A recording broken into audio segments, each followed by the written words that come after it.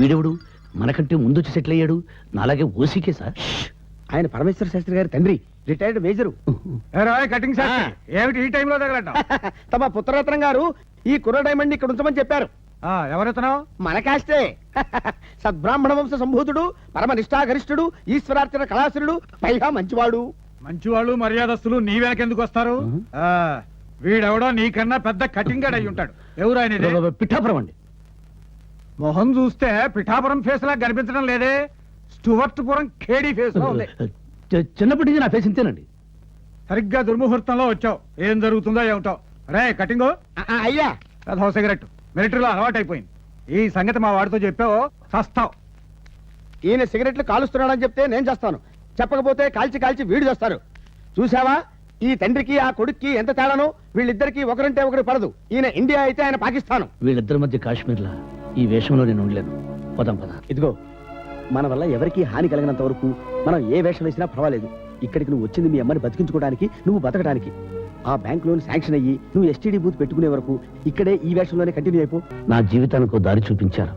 మీ రుణం ఈ జన్మలో తీర్చుకోలేను. ఆయన రుణం తీర్చుకోలేకపోయావు, బ్యాంక్ రుణం మాత్రం తీర్చు. లేకపోతే నీకు హామీ ఇచ్చినందుకు ఈయన్ని తప్పకుండా తీరుస్తాడులేవయ్యా. నేను వస్తాను. ఇదెలా ఉంది? ఆహా, చిలక్కొట్టిన జామ పండ్ల అమోఘంగా ఉంది. నిజం చెప్పు, వీటిలో నీ ప్రేమని కలిపావు కదూ? రా చెప్తాను.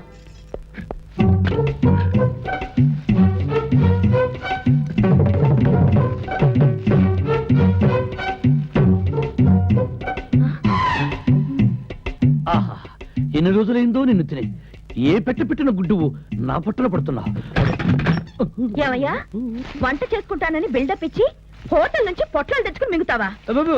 అది ఇందాక దీక్షితులు గారి హోటల్ మీద నుంచి వస్తుంటే ఈ వెజిటబుల్ బిర్యానీ ఇచ్చారు. వేస్ట్ చేయడం ఎందుకు తింటున్నాను. వెజిటబుల్ బిర్యానీ అంటున్నావు, ఏదో నీచు వాసన వస్తుందేమిటి?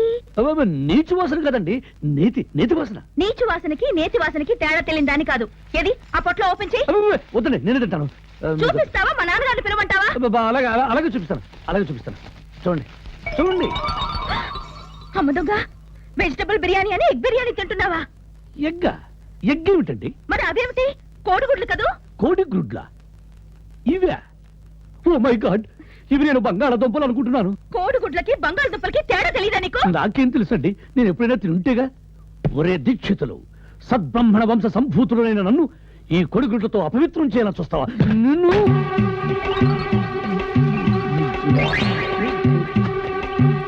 ఏమండి, మీ ఇంట్లో డెట్టాలు గాని ఫినాయిల్ గాని ఉందా? ఏ తాగుతావా? చేతులు శుభ్రం చేసుకుందామని. ఒకటి వాసన. మిస్టర్ చంద్రశేఖర శాస్త్రి, అమ్ముస్తుంది. నేను ఇప్పుడున్నాను, చెప్పుకో. అలాగే. Hello Chandram, what are you doing? Nothing అక్కయ్య గారు. మా పాప గాని ఇక్కడికి వచ్చిందా? పాప ఎంత వయసు ఉంటుంది? ఓ 3-4 ఏళ్ళు ఉంటాయా? 3-4 ఏళ్ళు ఏంటయ్యా? మా భవానికి 18 years క్రాస్డ్. భవానీ మీ పాప? నిండా మీకే 25 లేవు. మీకు 18 ఏళ్ల కూతురు ఎలా ఉందండి? నేను మరి అంత ఎంగగా కనిపిస్తున్నానేమిటో? ఒట్టి ఎంగేమిటండి, టూ మచ్ ఎంగ కనిపిస్తున్నారు. Thanks your complimentaries. ఇదిగో కాకపట్టు ఆపి త్వరగా పంపించు. అవును, నువ్వేదో కుకింగ్ స్టార్ట్ చేసావట, ఏం వండా? అది కంది పచ్చడి, పెరుగు పులుసు, పనసపొట్టు కూర. ఓ మై గాడ్, పనసపొట్టు కూర అంటే నాకెంతో ప్రాణం. కాస్త రుచి చూపించు. అంటే మీరు లోపల రాకూడదు. ఎందుకట? నేను ఇప్పుడు ఆంజనేయ వ్రతం చేసుకున్నా, అంచేత లేడీస్ లోపలికి రాకూడదు. నేను వండినవి తినకూడదు. Oh my bad luck. ఈ విషయం తెలియక నీ కోసం పాయసం గారెలు తెచ్చాను. పోనీలే, ఏ బెగ్గరకో పారేస్తాను. అడగండి, మీరెంతో అభిమానంతో తెచ్చారు. తీసుకోకపోతే పాపం, ఇటిచ్చి వెళ్ళండి. మరి ఆంజనేయ స్వామి వ్రతం అన్నావు? సీతాదేవి లాంటి వారు మీరు తెచ్చిస్తే ఈ ఆంజనేయుడు కాదనకూడదు. ఇచ్చి వెళ్ళండి.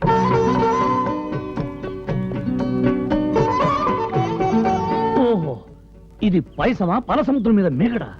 అద్భుతంగా ఉంది.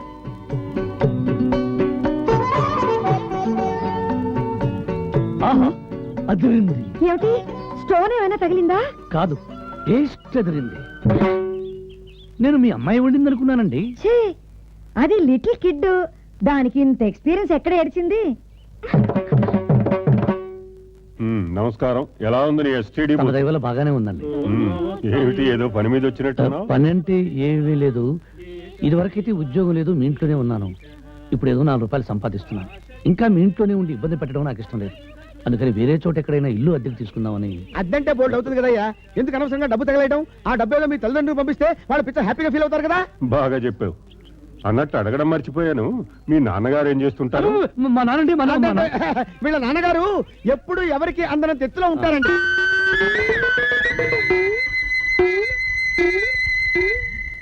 ఆయన ఎక్కడికి చెట్టు లేదనుకోండి. చెట్టేమిటి?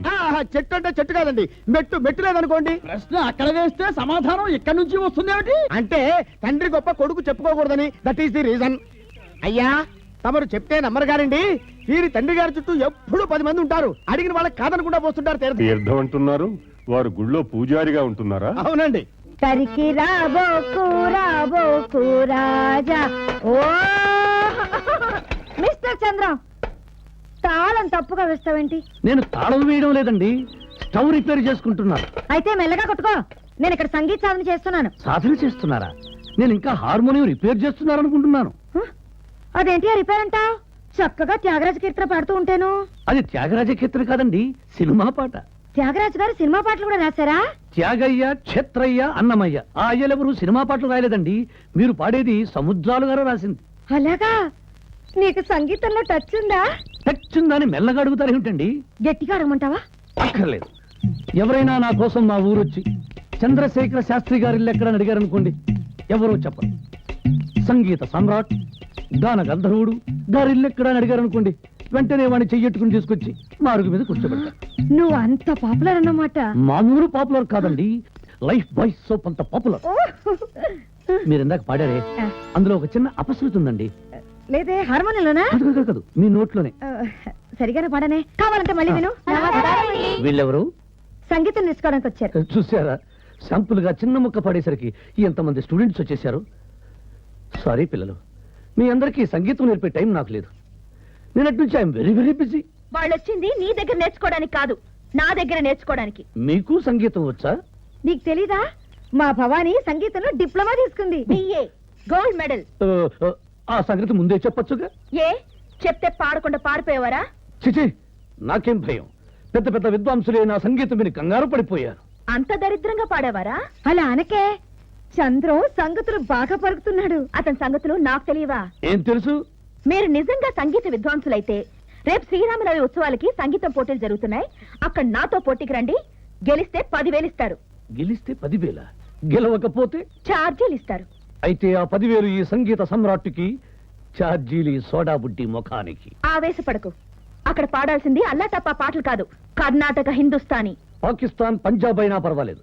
మనం వణికితే కర్ణాటక, బెదిరితే హిందుస్థానీ పలుకుతుంది నా కంఠ. అయితే రా,